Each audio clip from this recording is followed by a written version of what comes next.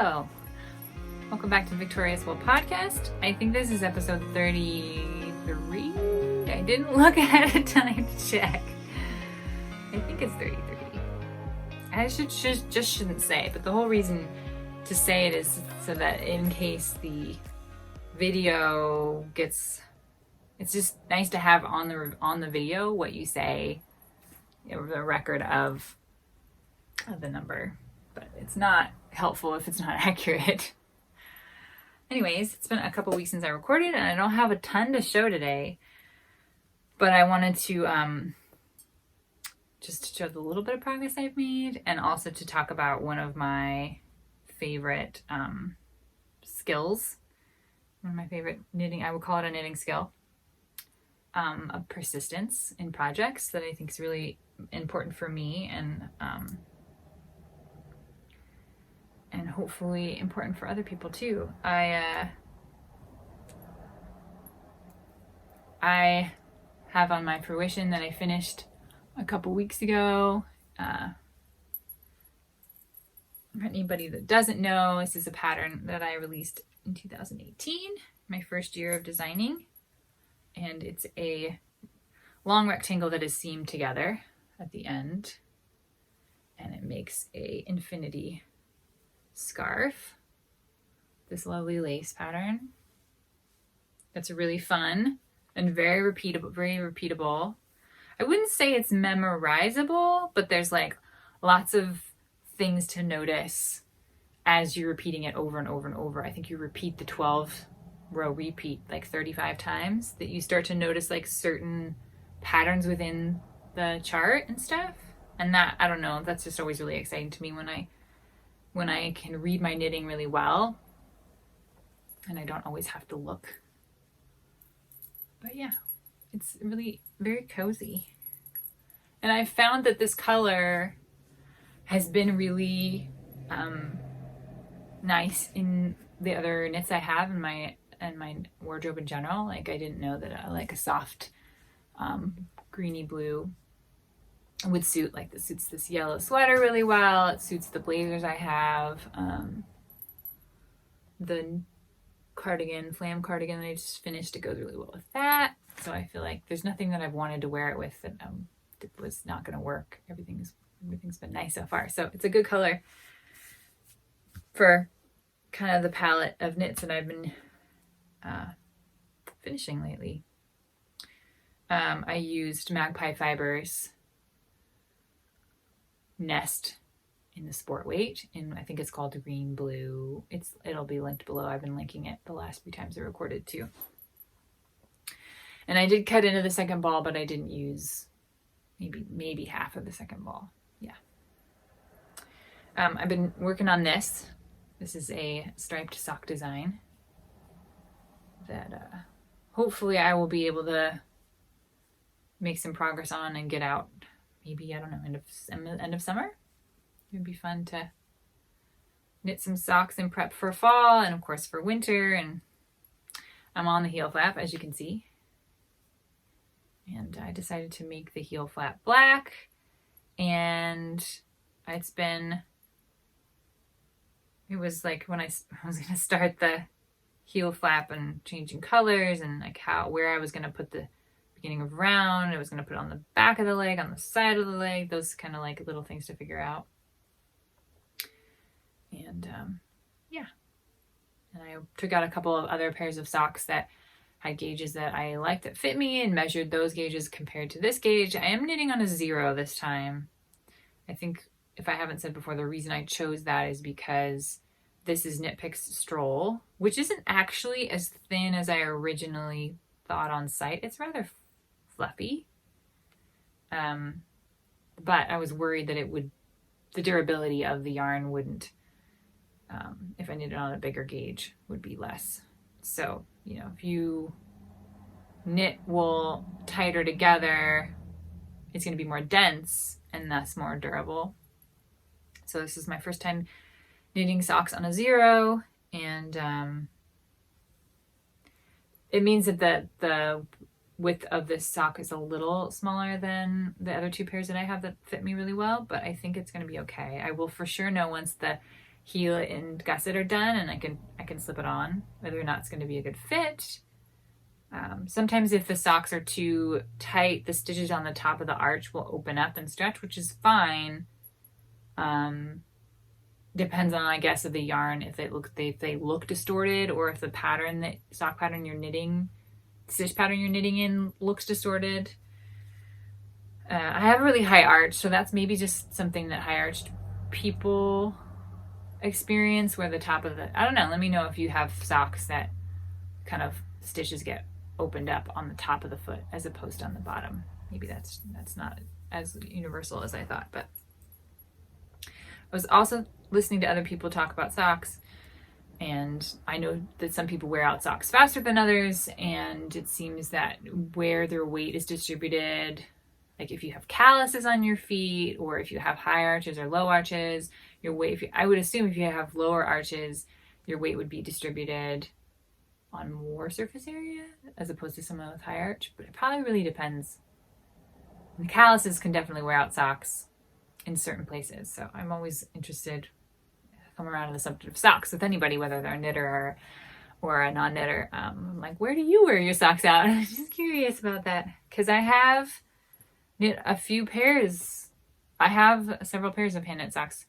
I just feel really delicate about them, so I don't wear them like out. I do have one that has a hole in it, and I have a pair of slippers that has a hole in it that are they're just sort of waiting for me to fix them. But yeah, I could wear my hand knit socks more. I just don't want to ruin them, which is silly, because why make them if I'm not gonna like really put them to the test? So anyways, size 0, and I have measured this gauge, although I haven't blocked it, so I don't know what the end gauge will be. And the foot of the sock is going to be black and white as well, and I might do a black toe. Who knows? We'll see. So I just got to I got to finish this gusset and then figure out the directions for finish the heel flap and then figure out the directions for the gusset. I definitely prefer top-down heel flap and gusset socks, but I'm always open to continuing to practice knitting other constructions as well, because I don't want to always be limited to just doing, I like what I like, but I also don't want to only do that. I finished this. I didn't finish this row that I'm on here for this next thing I want to show you, and it'll be hard to show you. Isn't that always the case though, when you want to show someone something you're working on? That you're in the middle of a row. And which I think is funny, because we're often told to not do that. Like, don't stop in the middle of a row. Which everybody just does because their lives are busy and, But maybe I can knit a little bit and get it to completion while I think about my topic here.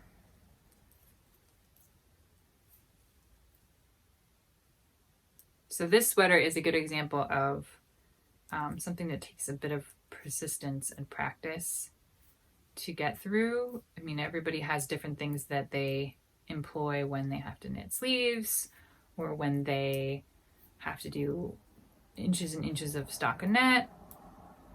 And if you don't have to think about it, it can just be potato chip knitting. You can just sit and watch a YouTube video or a show, or listen to a podcast, or knit while you're with family.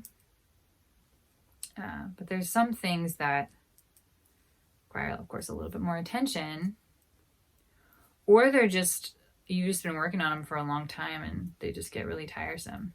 Sometimes I work really hard on something for a concentrated period of time, and then I burn out on it, and I need a break, or it feels like I'm no longer interested in this thing anymore. Even though I just put in like a super ton of hours, now all of a sudden I'm really indifferent to it, and I desperately need to put it aside and work on something else. It's one of the pros for having multiple projects on needles, is that you might not be so enthusiastic anymore after a long period of knitting. I definitely felt that way with Flam, because I'm thinking I spent 100 hours on that sweater with the fisherman's rib, where I just, took twice as long. It seemed like it took even more than twice to get that sweater done, but it's so good. It fits me so well that it was definitely worth it. But I do something now, and I did it with the Fruition, and I did it with this. I wanted to finish Fruition before April was over, because it was part of a cal I did with my mom and a couple of friends, and we cast on April 1st, and we were going to be done. And I knew that there's just like artificial deadlines or soft deadlines that you can use to motivate yourself to get something done. That really works really well for me for maybe a short period of time, not for long periods. But I broke down and I may have talked about this when I was actively knitting Fruition, but when I was working on it, I broke it down I measured how long it took me to do a row, and then I multiplied that by 12.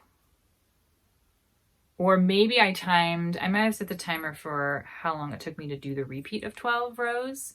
So then I knew it took 40 minutes to get through a repeat. And then I could measure, how long is a repeat? Like, I think it was 2 inches roughly. It was one repeat. And so then I broke that down and thought, okay, so I have to finish by April 30th. How many days do I have left? And how many inches do I have left? I'm going for 60 inches. It could tell me how many rows I have to do per day, and it ended up being 2 repeats of the chart per day to get finished on time. And that's not an exact number, because I did end up with a scarf that was longer than 60 inches, which is fine. It does not matter in this type of a garment, but yeah. So that was a really great way to like break it down. I could knit longer, and some days I did knit longer. And then there were a couple of days where I couldn't knit at all, and so I knew the next day I needed to beef up my repeats and do a little bit more. So that's just something that really works for me and is working for me right now, to break something down in rows per hour. And then I can say, I have to, and then I figured out, 40 minutes per day will get me 2 inches. And I knew that I could set aside 40 inches or 40 minutes every day to achieve that goal. So it made it both like easier for me, and I could just see so much practice, I could see so much progress every day, because I was keeping at it for the majority of it. I'm almost at the end here. This is definitely a project that I can talk while I'm doing it, and I can feel a little bit what the next stitch is. I don't know if you practice not looking and can feel the difference between a knit and a purl. You really can't do it with really small thin yarn, but with a worsted weight or bigger, it's pretty decent. And so this is Great Love by ANKESTRiCK, or ANKESTRiCK is her username. And it's been in a bag, so I can flip it over. These are the sleeves. I took the body out, so when I flip it over, my sleeves aren't all dangling and in the way. And there's also a barber cord at the end of each sleeve. So there's just like a lot of stuff to easily tangle up. So that's why I took the sleeves and like balled it up into the bag. But here it is. And actually I haven't looked at it in a few days. I haven't held it up and like seen the progress. I've just been going and going and going. So I think this week I started here, this little guy. This is the measurement. So I put this pin in and started a new ball. And then when I ended the ball, I marked it here because I wanted to know how many inches I could get per ball. To know. I have a lot of skeins, but I was at one point worried about not having enough. So I wanted to know, well, how much is one ball going to be? Well, apparently it's just under 3 inches. Just good information to have. There's the seam. So it's got this rolly collar. Did try it on in the last episode. It's a little bit, because you make the collar at the same time, it's not easy to hold up and see the shape. Okay. Sorta, yeah, kind of. So it's pretty good. It was just underneath my bust before, and now it's at my waist. So that's exciting.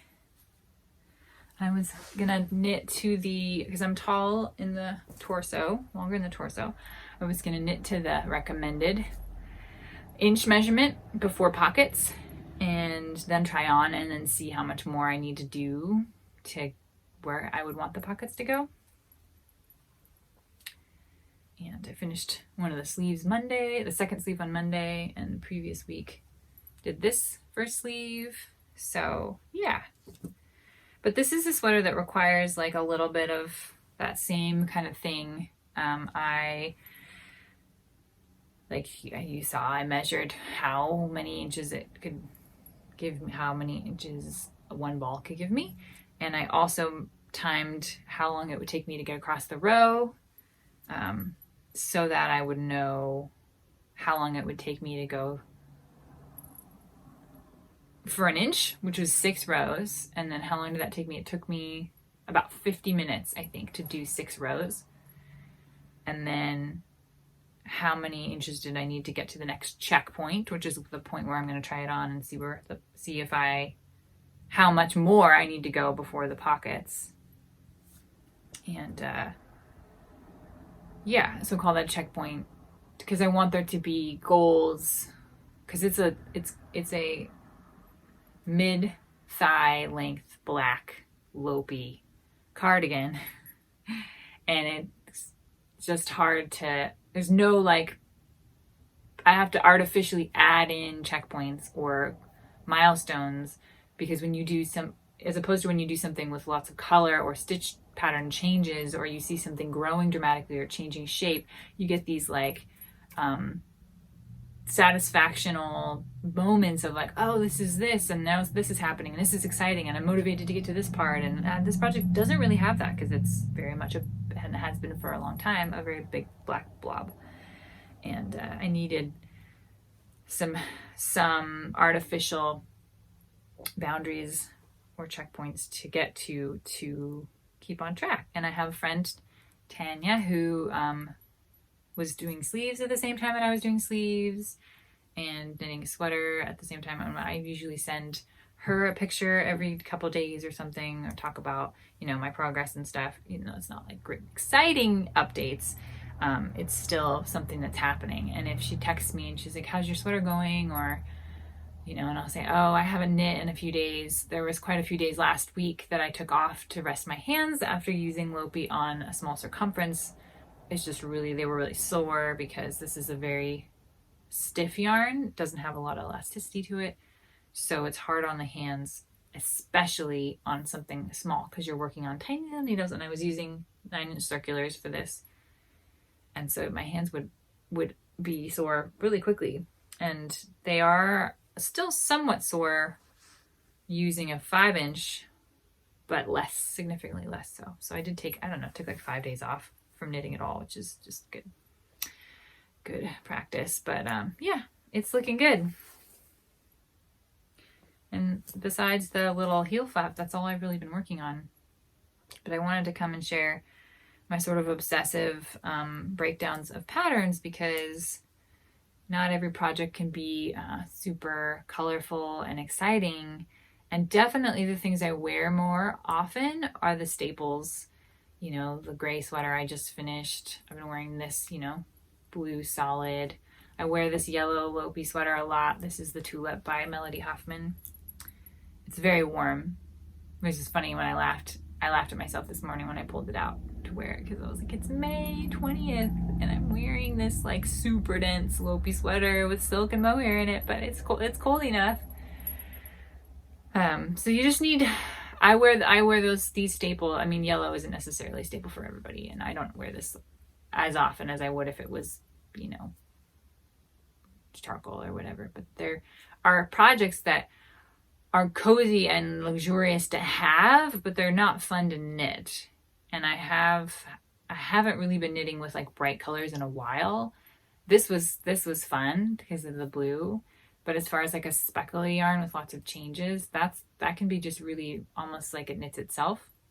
So for sweaters and projects that are worth knitting because they're going to be a staple part of the wardrobe, they can be a little onerous, and breaking things down by rows per hour and how much time I need to knit them every day and the milestones that I set up can be really helpful. And that might help other people too, to kind of know that that's how it is. Like, you don't just magically like tolerate boring knits later as you get more experience. I think you just know that's worth it in the end.